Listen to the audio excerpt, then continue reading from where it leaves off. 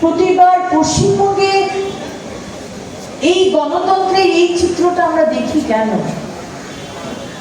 প্রতিবার ইলেকশন হলে ভারতীয় জনতা পার্টির সমর্থক এবং ভারতীয় জনতা পার্টির কার্যকর্তাদের ঘরছাড়া হতে হয় কেন বলতে পারেন? কেন? ওই সারা ভারতবর্ষে এতগুলো তো ইলেকশন হয়, লোকাল বডি ইলেকশন, বিধানসভার ইলেকশন, লোকসভার ইলেকশন, সারা ভারতবর্ষের মধ্যে প্রতিটা রাজ্য, এতগুলো রাজ্য, এতগুলো বিজেপি শাসিত রাজ্য, ওই সেখানে তো আমরা এই দৃশ্য দেখতে পাই না। এটাই হচ্ছে আসল পশ্চিমবঙ্গের গণতন্ত্রের চিত্র। গতকাল আপনারা যেটা দেখেছেন না,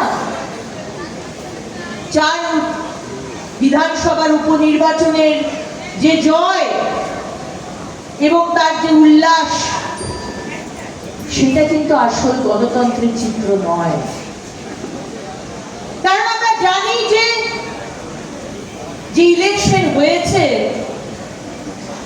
সেটা ইলেকশনের নামে প্রহসন হয়েছে। আমাদের রাজ্যেই সম্ভব যে তৃণমূলের নেতারা, আমাদের পুলিশ মন্ত্রী, মুখ্যমন্ত্রী মমতা বন্দ্যোপাধ্যায়ের পুলিশ, তার পিস্তল হাতে তৃণমূলের কর্মীরা রাস্তায় করে, পুলিশের পিস্তল তৃণমূলের নেতা কর্মীর হাতে যায় কি করে? আজকে বিজেপি করা মানেই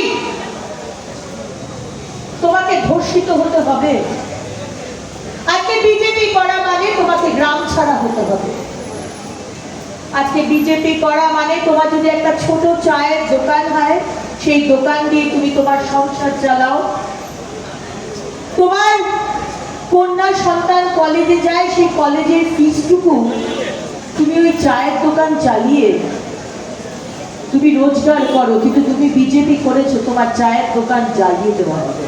হ্যাঁ, মেদিনীপুরে নারায়ণগড়ে বিজেপি কার্যকর্তার চায়ের দোকানকে জ্বালিয়ে দেওয়া হয়েছে। কাল রাত্রের ঘটনা বলছি, 4 বিজেপি কর্মীর বাড়িতে নারায়ণগড়ে তাদের বাড়ি ভাঙচুর করা হয়েছে। তাদের দোষ, তারা বিজেপি করে। কুচবিহারে যখন গেলাম সেন্ট্রাল টিমকে নিয়ে, যে সেন্ট্রাল টিমে ছিলেন সম্মানীয় x chief minister Biplab Deb মহাশয়,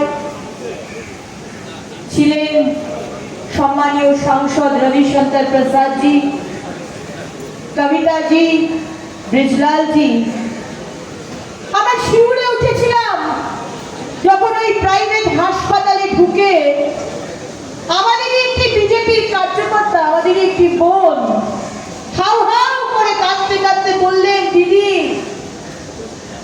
আমি বিজেপি করি বলে 4 তারিখে রেজাল্ট বেরোনোর পরে আমার বাড়িতে ঢুকে সিতাই বিধানসভা কুচবিহার, সেখানকার অঞ্চল প্রধান 20 জনায় ধর্ষণ করেছে। তার কথা সে জানে না তার ছেলে মেয়ে কোথায়, পালিয়ে গেছে তার ছেলে মেয়ে। সেই ঘটনায় তারা দেখেছে সামনে মাকে ধর্ষিত। আমরা ভুলবো না মমতা ব্যানার্জি, আমরা ভুলবো না। আপনি মুখ্যমন্ত্রী হওয়ার আগে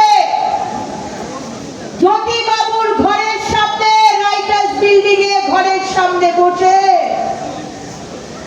আপনি ফেলিনি বসাক, চম্পলা সর্দার, তাপসী মালিককে নিয়ে অনেক নাটক করেছিলেন।